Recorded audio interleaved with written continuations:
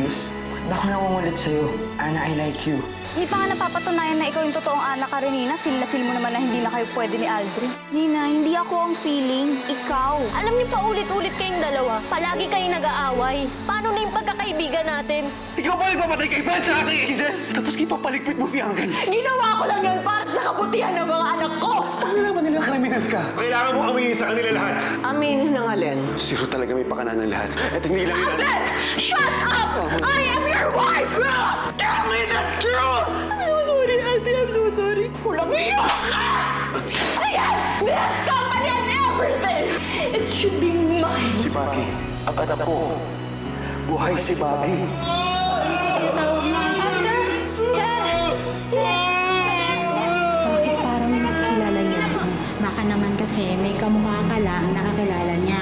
Auntie, nagpalagay na ako ng security sa kwarto ni Uncle Sir. For as long as on the loose roof, hindi mapapanatag ang loob ko. Kuya, naayos mo na ba yung mga damit mo? Saan kaya tayo dadali nila, Mami? Baka ibalik na tayo kina Lolo. Sana. Ang boring dito eh. Wala kang mapagtripan. Unlike sa mansyon, meron akong Karen na pwede kong awayin. Alam mo, Carla, pag si Karen ang tunay na apo, Fine. Pag siya ang tunay na apo, hindi ko na pwedeng gawin sa kanya yun. But kuya, that also means hindi mo na rin siya pwedeng maging girlfriend. Kuya naman kasi, sa lahat naman ng babaeng pwedeng mong magustuhan, bakit naman si Pokpok Jr. pa? Mga anak, aalis na tayo. Let's go! Ma, what happened? Nalaman na nilang lahat. what do you mean, Mami? Anong nalaman? Tsaka, sino sila? Yung mga gamit nyo! Mami! Ma! Napirmahan ko na po lahat ng papers ni Don Sernan. Pwede niyo na siya iuwi bukas. Salamat to, Doc. Bibisitahin ko na lang siya from time to time para ma-check ang condition niya. By the way, tinurukan namin siya kanina ng pampakalma kasi nagwawala siya. Bakit, doktora? Sabi ng nurse, may nakita daw siyang babae sa hallway after ng therapy niya kaya na-agitate siya. Babae? Hindi ko kaya si Ruth yun? No, kilala ng nurse ang asawa mo. It could be somebody else. Kaya mas mabuting sa bahay niya na siya pagpahingahin para malis ang stress niya. Sige, doktora. If you'll excuse me. Well, sino kaya yung babaeng yun? Pero alam niyo, Nay, tama si Abby. Parang ang gaan-gaan ng loob ko kay Mr. Monteclaro. Parang kilala ko siya. Alice, tama na yan. Baka kung saan naman mapunta ang usapang ito. Oo nga. Huwag ka nang bumalik dun sa ospital. Baka masamang tao yun. Baka kung anong gawin niya sa'yo. Pero Nay, hindi nga makasalita si Mr. Monteclaro. Hindi nga siya makagalaw ng maayos eh. Mukha naman pong mabait na tao si Mr. Monteclaro. Pero parang kilala ko talaga siya eh. Pero hindi ko lang talaga maalala kung saan ko siya nakita dati. Hindi kaya may nalalaman si Mr. Monteclaro sa nakaraan ko? At kung sino talaga ako? Baka naman nagkatrabaho kami dati ni Mr. Monteclaro. Ako, siguro dapat talaga balikan ko siya at kausapin. Hindi ka babalik sa kanya. Pero, Nay? Alice, pag-aawahan na lang ba natin yung nakaraan mo? Ano bang gusto mong malaman? Sinabi namin ng lahat-lahat ha. Yung nakaraan mo, sinabi nandun na. Kompleto na. Pero Tay, gusto ko lang kasi malaman ang katotohanan. Hindi nyo nga po alam ang lahat-lahat. Hindi nyo nga po alam na nanganak pala ako. Baka lang kasi may alam po si Mr. Monteclaro tungkol sa nakaraan ko at kung ano po nangyari sa anak ko. Anak, nung bumalik ka sa amin, pagkatapos mong maglayas, sabi mo, gusto mo kalimutan ang nangyari sa'yo. Kaya nga hindi mo sinabi sa amin, di ba? Kaya nga hindi namin alam. Kaya, anak, tama na. Kalimutan mo na ang bahaging yun ng nakaraan mo.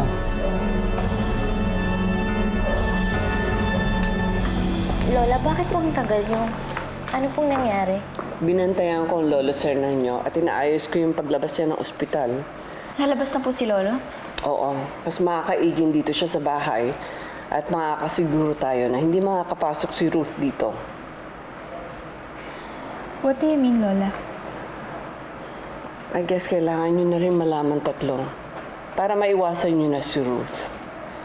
Karen, Ana, Nina, your Tito Ruth did something really very awful.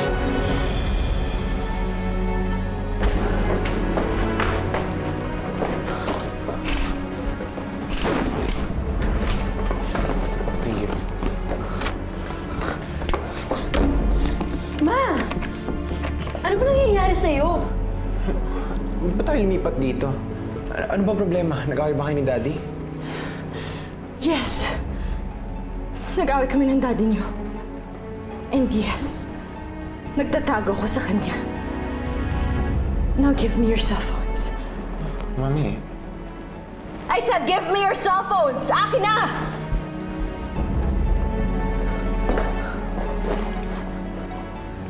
From now on, wala kayong tatawagan. Hindi niyo tatawagan ng daddy niyo o ang lola niyo o kung sino man sa bahay na intindihan niyo. but why? Aldrin naman! Ano ba mahirap intindihin sa sinasabi ko? Wala kayong pwedeng tawagan dahil pag tumawag kayo sa kanila, malalaman nila kung nasan tayo. And you know what will happen kapag nangyari yun? Mamatay ako. What? Yes, Carla. I will die. Gusto mo mamatay yung mami niyo? Hindi, diba? So stay here. Stay here and do nothing, okay? Okay?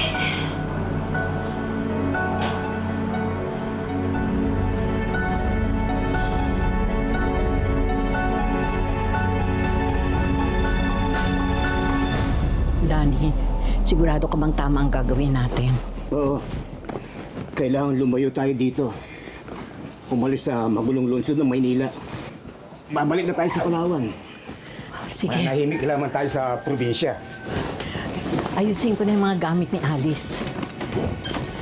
Nay? Alice, Alice! Nay, bakit tayo pupuntang Palawan? Hindi ko pa po nahahanap ang anak ko. Hindi pa po ako pwedeng umalis. hindi mo kasi naiintindihan eh. Nay, may hindi ba kayo sinasabi sa akin? May tinatago ba kayo sa akin? Wala, Alice. Wala. Pero bakit kayo ganyan, Tay? Lagi na lang wala, saka hindi yung mga sagot niyo sa akin kapag may tinatanong ako tungkol sa nakaraan ko. Niloloko niyo ba ako? Kilala niyo po ba talaga sino ako? Alice, anak ka namin. Pero kung talaga anak niyo ako, bakit hindi niyo alam ang lahat sa akin? Alice, tama na. Sige. Sasabihin ko na ang totoo. Shelly, tama na. Tama si Alice, Danny. Karapatan niya malaman ng totoo. Dahil anak natin siya.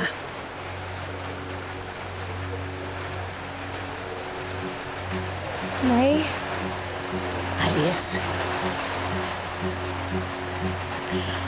Totoo. Alam namin na nabuntis ka. Alam namin na nagkaanak ka. Ang totoo nga niyan, ipinaampo namin ang bata sa isang kamag-anak sa Palawan. Pero tinangay niya ang bata. Halos mabaliw ka. Kaya nung mawala ang alaala mo, hindi namin sinabi sa'yo. Pero nabalitaan namin na bumalik na yung kamag-anak natin at dala niya ang bata. talaga po, Nay? Bakit ngayon niyo lang po ito nasabi sa akin? Dahil wala kaming balita sa anak mo. Pero ngayon na meron na, papawiin na namin ang anak mo. Kaya kailangan, pumunta na tayo ng Palawan. Sige po.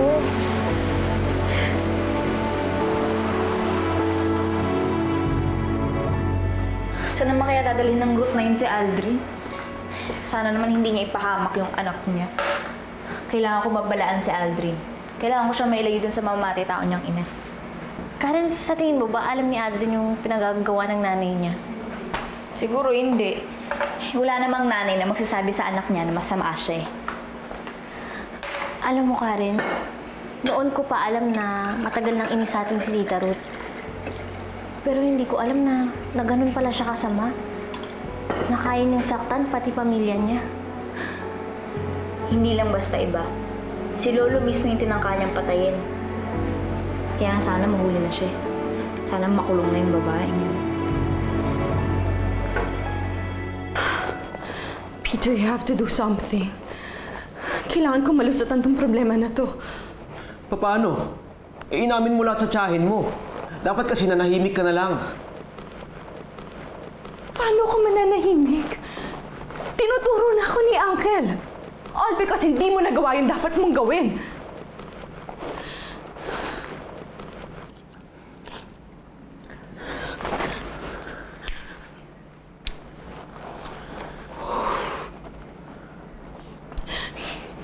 Hindi ko pa nakuha yung perang tinago ko sa kumpanya.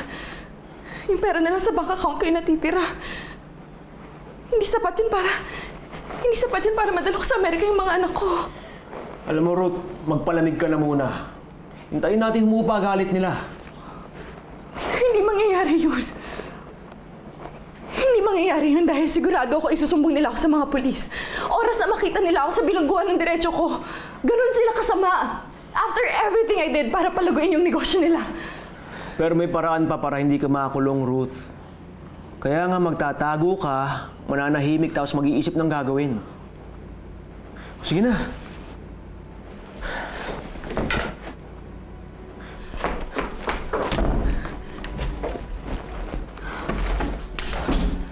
Ma, sinong kausap mo?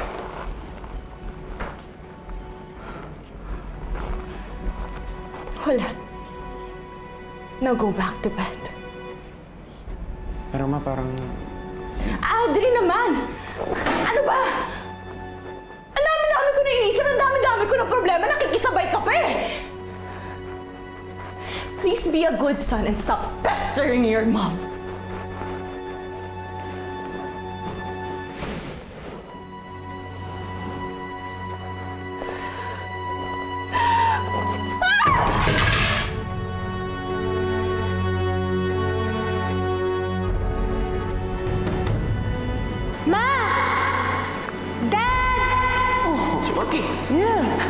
Mabuti bumalik na prinsesa ko, ah. Mommy?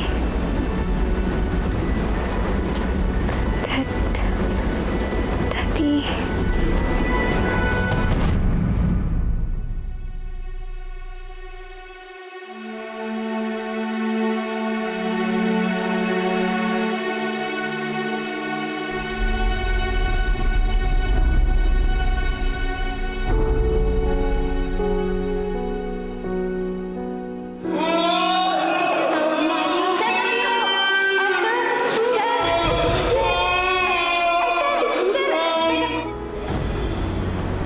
Si Mr. Monteclaro?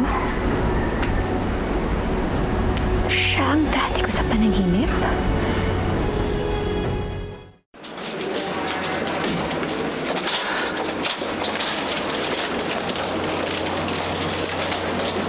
Abel, si Ruth. It's dangerous for the children to be with her. Ay, no nga, auntie. Kaya nga pinapahanap ko na siya kay Leia eh. Hindi bale. Hindi ko pa uhuli si Ruth hanggat kasama niya ang mga bata. Kasi hindi magandang tignan na nakikita nilang mahuhuli yung mother nila. It's going to be very traumatic for them. Thank you, auntie. Di ba, Leo, hahanapin ko si Ruth. Aayusin ko yung gulong ginawa ng asawa ko. Teka muna, sana yung mga bata? Kanina, andyan lang sila eh. Di ba, mauna na ako kayo. Ako nang bahala sa mga bata. Okay. Sige. Sige po.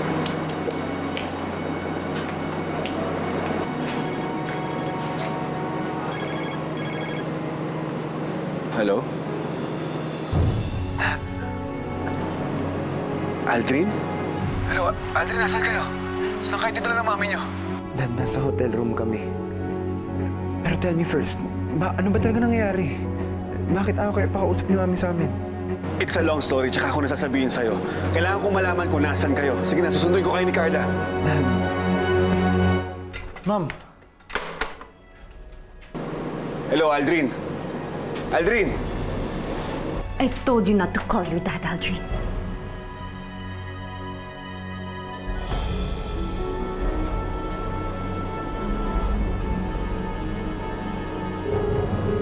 This is Regency Makati. May I help you? Yes, hello. Do-double check ko lang kung dyan nag-check-in yung asawa ko. Ano? Si Mr. Monteclaro, ang tatay mo sa panaginip mo?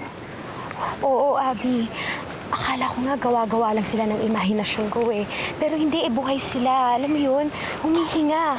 Mga totoong tao yung mga nasa panaginip ko. Teka, nasabi mo na ba to sa mga magulang mo?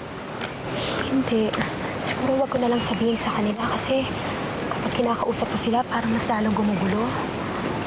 Pero Alice, Alam mo, Abby, kailangan kong makita si Mr. Monteclaro. Kailangan kong malaman kung bakit siya yung nasa panaginip ko. Saka, kung bakit parang kilala niya ako. bilisan natin bumili ng pagkain ha. Baka hanapin tayo ni Lola. Ang sabi sa akin ni Daddy, hahanapin daw niya sina Aldrin kapag naiuwi na sa bahay si Lolo. Kahit na. Ayoko mag-intay, no? Kailangan makausap ko na siya agad. Kailangan ako mismo yung kumamusta sa kanya. Pag narinig ko mismo galing sa bibig niya na okay na siya, tsaka lang ako matatahimik. Suit yourself. Ang sa akin lang naman, baka naman nagiging OA ka na naman sa pag-aalala. Nina, hindi OA ang mag-alala sa taong mahalaga sa'yo. Normal yon. Lahat ng tao nagmamahal, normal sa pakiramdam nila yun. Pwede ba? Huwag kang mabasag ng trip. Ulit-ulit. Hinayaan mo na.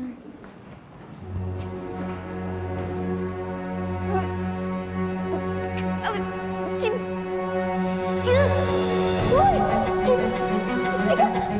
Ano? Bakit? Ano nangyari ka? Sino ba yun? Mami! Si Mami! Mami! Lika na dali! Ha? Ano ba kasi talaga nangyari? Bakit mo kami tinatago ni Carla? At bakit lagi kami mga suspicious people na bumibisita rito? Bakit ayaw mo kami ipakausap sa pamilya natin? Aldrin, you wouldn't understand. No, Ma, I'm 18 years old. Tinitrain mo ako humawak ng kumpanya. I'm sure maintindihan ko yan. Hindi. Mas mabuting hindi mo muna alam. Promise, sasabihin ko din sa'yo. Pero sa ngayon, hindi. Hindi pa muna dapat. Guguluhan ka lang. Basta anak ang importante. Magkakasama tayo. Tayo din na Carla.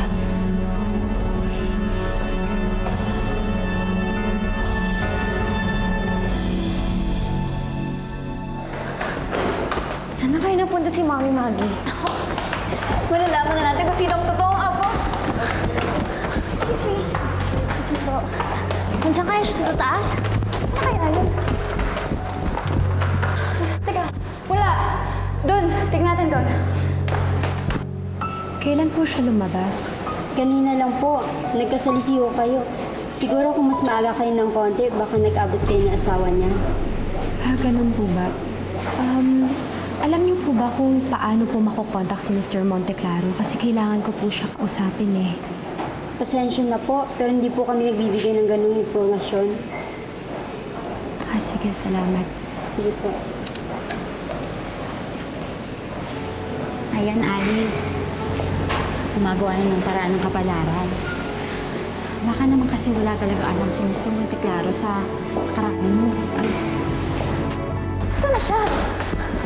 Sa anong floor kaya napunta si Mami Maggie? I'm sure she's somewhere here.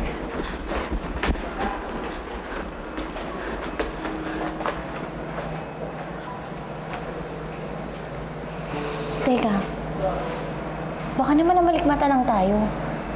Baka naman hindi talaga natin nakita si Mami Maggie. Ana, nakita mo naman ako mo kanina, di ba? Halos hindi na ako makapagsalita. At nung nakita ko siya, hindi siya mukhang multo. Buhay na buhay sa Mami Maggie. Tama na. Enough talking. Bumalik na tayo, baka tayo naman yung hinahanap eh. Tara na, Karen. Tawagan mo na si Mang Delphine. Magpasundo na tayo sa unahan. Tara na. Hello, Mang Delphine. Halika na, labas ka na. Dito na kami. Sundayin niyo na kami, oo. Sige po. Ayun si Mami Maggie! Ay, teka yan! Mang Delphine, bilisan niyo! Teka, dito na! Hoy, hindi na! Teka lang, andito na! Halika na! Teka, bilisan! Saan kayo nagpunta? Kanina pa kayo hinahanap si Rabel. Ako, kuya! Magdan niyo po yung life ngayon na! Dali! Kuya, dali!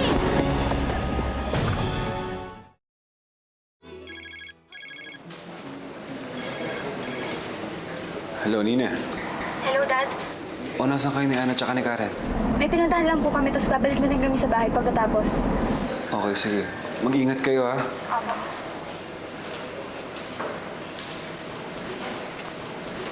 Okay, I'll call you back. Yes, sir. Miss, I'm Abel Baredo. Ako yung tumawag kanina. Tanong ko lang sana kung nag-check-in yung asawa ko si Ruth Monteclaro Baredo. Okay. I'll check on it first, sir.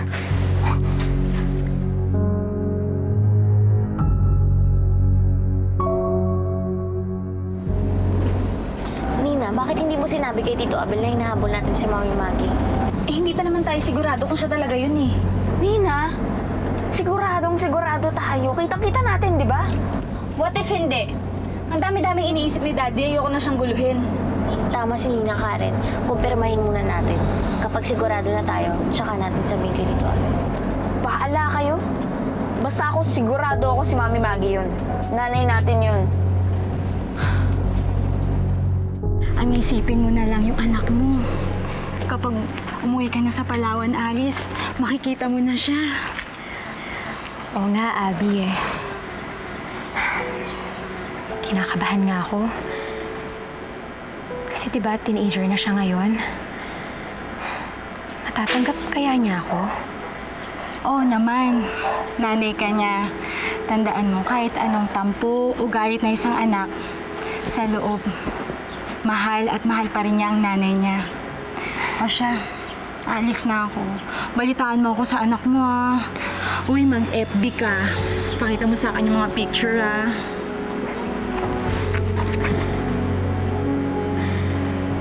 Ingat ka. Sige, ingat ka rin.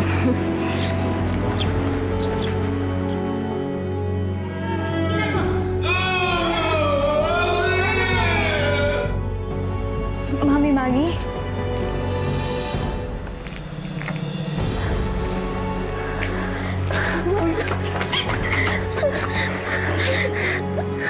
Mami Maggie, sa wakas nakita na rin po namin kayo.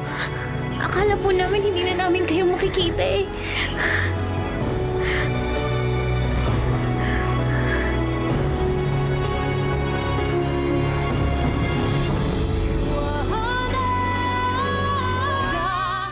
Sernan, inuwi ka na namin dito sa bahay. Alam na namin ang lahat. Maggie, buhay.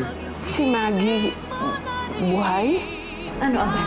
Ipapakulong mo na ako. Pinagtangkaan mo yung buhay ni Angel. Please, Ruth. Suko ka na naman. Kung gusto mo pang makita buhay ang mga anak, wala kang sasabihin kina Auntie. Sasama ko sila. Kukunin ko sila. No, you can't do that. Mom, Dad, stop this! Narinig niyo lahat? Alam mo, Ruth, walang kwenta yung mga anak mo. Sa alas na nakita ko. Nakita ko ang pinsan mo. Si Maggie Monteclaro. Matagal na kitang hinahanap, Maggie.